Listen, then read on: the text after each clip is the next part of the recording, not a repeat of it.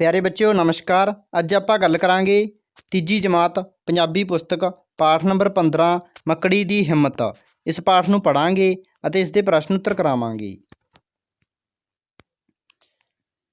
एक सी राजा, ਉਹ अपनी प्रजा का बहुत ध्यान रखदा सी। प्रजा भी अपने राजे का बहुत सत्कार करदी सी। एक बार दी गल है कि किसी दूसरे देश के राजे ने उस उत्ते हमला कर दिता। राजे दीयां फौजां बहुत बहादुरी नाल लड़ियां, परंतु राजे दी हार हुई। राजा दुश्मन दीयां फौजां तो बचदा होया दूर चला गया। ਉਹ जंगल दी एक गुफा विच रहन लगा।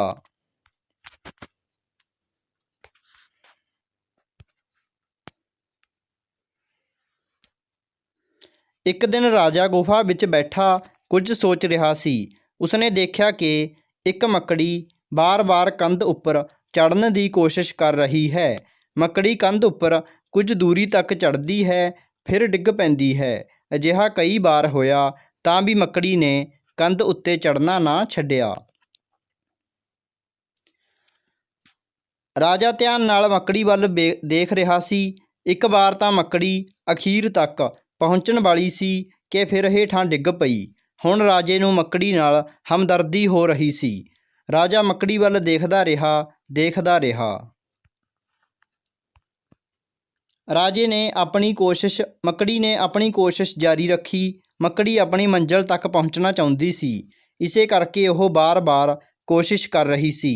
अंत नूं मकड़ी अपने जाल विच पहुँच गई। मकड़ी दी हिम्मत देख के राजा बहुत खुश होया।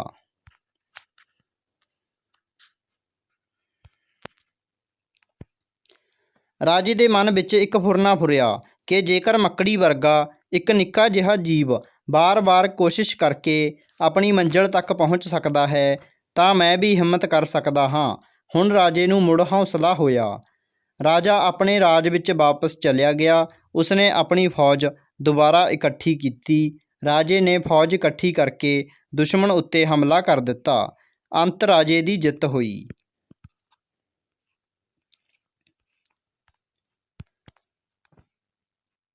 प्रजा का प्यारा राजा हुण फिर अपने लोकां दे काम करन लई हाज़र सी।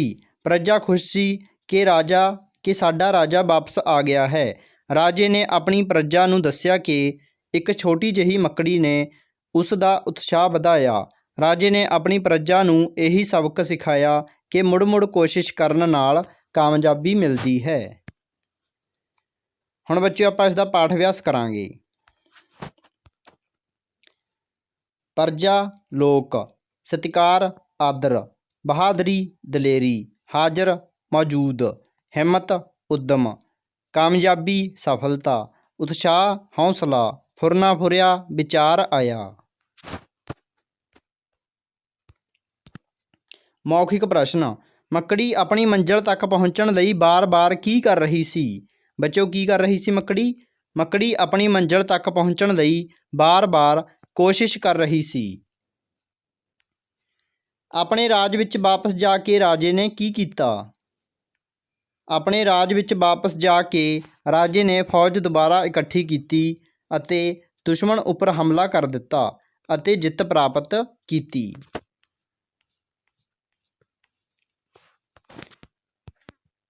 राजे ने कामयाबी का सबक किस तो सीखिया? राजे ने कामयाबी का सबक मकड़ी तो सीखिया।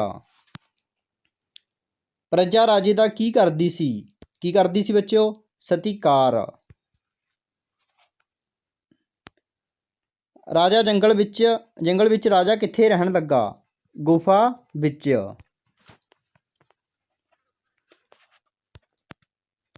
राजे का उत्साह किसने वधाया? किसने वधाया सी बच्चों? मकड़ी ने। अगे आपां करदे हां खाली थावां। ठीक है, खाली थावां दे विच आपां ने 2 ऑप्शनां दित्तियां होईयां ने, 2 दे विचों 1 भरनी है। पहली खाली थां हैगी है राजे नूं मकड़ी नाल डैश हो रही सी। की हो रही सी बच्चों? मकड़ी नाल की हो रही सी? हमदर्दी। राजे दीयां फौजां बहुत डैश नाल लड़ियां। किस नाल लड़ियां? बहादुरी नाल। मकड़ी दी डैश देख के राजा बहुत खुश होया। की देख के? हिम्मत। हुण राजे नूं मुड़ डैश होया। की होया बच्चों? हौसला। अंत नूं राजे दी डैश हुई। की हुई? जित। ਇਹ ਤੁਸੀਂ ਖਾਲੀ ਥਾਵਾਂ ਸਾਰੀਆਂ ਭਰ ਸਕਦੇ ਹੋ। ਹੇਠ ਲਿਖੇ ਪ੍ਰਸ਼ਨਾਂ ਦੇ ਉੱਤਰ ਲਿਖੋ। ਰਾਜਾ ਦੁਸ਼ਮਣ ਦੀਆਂ ਫੌਜਾਂ ਤੋਂ ਬਚਣ ਲਈ ਕਿੱਥੇ ਰਹਿਣ ਲੱਗਾ? ਰਾਜਾ ਦੁਸ਼ਮਣ ਦੀਆਂ ਫੌਜਾਂ ਤੋਂ ਬਚਣ ਲਈ ਗੁਫਾ ਵਿੱਚ ਰਹਿਣ ਲੱਗਾ। ਕਿੱਥੇ ਰਹਿਣ ਲੱਗਿਆ ਸੀ ਬੱਚਿਓ? ਗੁਫਾ ਵਿੱਚ।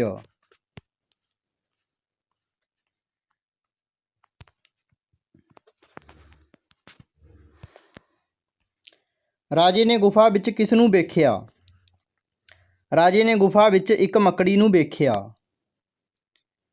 ਮੱਕੜੀ ਬਾਰ-ਬਾਰ ਕੀ ਕੋਸ਼ਿਸ਼ ਕਰ ਰਹੀ ਸੀ? ਮੱਕੜੀ ਬਾਰ-ਬਾਰ ਕੰਧ ਉੱਪਰ ਚੜ੍ਹਨ ਦੀ ਕੋਸ਼ਿਸ਼ ਕਰ ਰਹੀ ਸੀ।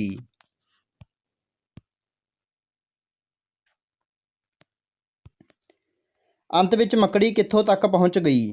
ਅੰਤ ਵਿੱਚ ਮੱਕੜੀ ਆਪਣੀ ਜਾਲ ਤੱਕ ਪਹੁੰਚ ਗਈ। ਇੱਥੇ ਬੱਚਿਓ ਆਪਾਂ ਲਿਖਾਂਗੇ ਜਾਲ, ਠੀਕ ਹੈ। ਇੱਥੇ ਲਿਖਾਂਗੇ ਆਪਾਂ ਜੱਜਾ, ਜੱਜੇ ਨੂੰ ਕੰਨਾ, ਲੱਲਾ, ਠੀਕ ਹੈ, ਜਾਲ। ਇੱਥੇ ਆਪਾਂ ਜਾਲ ਲਿਖਾਂਗੇ, ਆਪਣੀ ਜਾਲ ਤੱਕ ਪਹੁੰਚ ਗਈ। ਸਮਝੋ ਅਤੇ ਲਿਖੋ। ਰਾਜਾ, ਰਾਣੀ, ਬਿੱਲਾ, ਬਿੱਲੀ, ਚੂਹਾ, ਚੂਹੀ, ਸ਼ੇਰ, ਸ਼ੇਰਨੀ। ਇਸ ਤੋਂ ਬਾਅਦ ਅੱਗੇ ਦੇਖਦੇ ਹਾਂ, ਮਿਹਨਤ ਹੀ ਸਫਲਤਾ ਦੀ ਕੁੰਜੀ ਹੈ। ਤਾਂ ਬੱਚਿਓ ਇਹਨਾਂ ਸ਼ਬਦਾਂ ਵਿੱਚ ਇਹ ਕਿਹਾ ਗਿਆ ਕਿ ਮਿਹਨਤ ਹੀ ਸਫਲਤਾ ਦੀ ਕੁੰਜੀ ਹੈ। ਜੇ ਅਸੀਂ ਕੋਈ ਵੀ ਕੰਮ ਕਰਨਾ ਹੈ, ਉਸ ਨੂੰ ਪੂਰਾ ਕਰਨਾ ਹੈ, ਉਸ ਦੇ ਵਿੱਚ ਜਿੱਤਣਾ ਹੈ, ਠੀਕ ਹੈ, ਤਾਂ ਉਸ ਦਾ ਇੱਕ ਹੀ ਤਰੀਕਾ ਹੈ। ਉਹ ਤਰੀਕਾ ਕੀ ਹੈ ਬੱਚਿਓ? ਸਾਨੂੰ ਮਿਹਨਤ ਕਰਨੀ ਪਵੇਗੀ। ਤਾਂ ਜ਼ਿੰਦਗੀ ਵਿੱਚ ਹਮੇਸ਼ਾ ਮਿਹਨਤ ਕਰੋ, ਕਿਉਂਕਿ ਇਸ ਨਾਲ ਹੀ ਆਪਾਂ ਸਫਲ ਹੋਵਾਂਗੇ। ਤਾਂ ਇਹ ਪਾਠ ਹੋ ਗਿਆ ਪੂਰਾ। ਅਗਲੇ ਪਾਠ ਦੇ ਪ੍ਰਸ਼ਨ ਉੱਤਰ ਲੈ ਕੇ ਜਲਦ ਹਾਜ਼ਰ ਹੋਵਾਂਗੇ। ਸਾਰੇ ਪਾਠਾਂ ਦੇ ਪ੍ਰਸ਼ਨ ਉੱਤਰ ਤੁਸੀਂ ਵੀਡੀਓ ਦੀ ਡਿਸਕ੍ਰਿਪਸ਼ਨ ਦੇ ਵਿੱਚ ਦਿੱਤੇ ਹੋਏ ਲਿੰਕ 'ਤੇ ਕਲਿੱਕ ਕਰਕੇ ਦੇਖ ਸਕਦੇ ਹੋ। ਧੰਨਵਾਦ।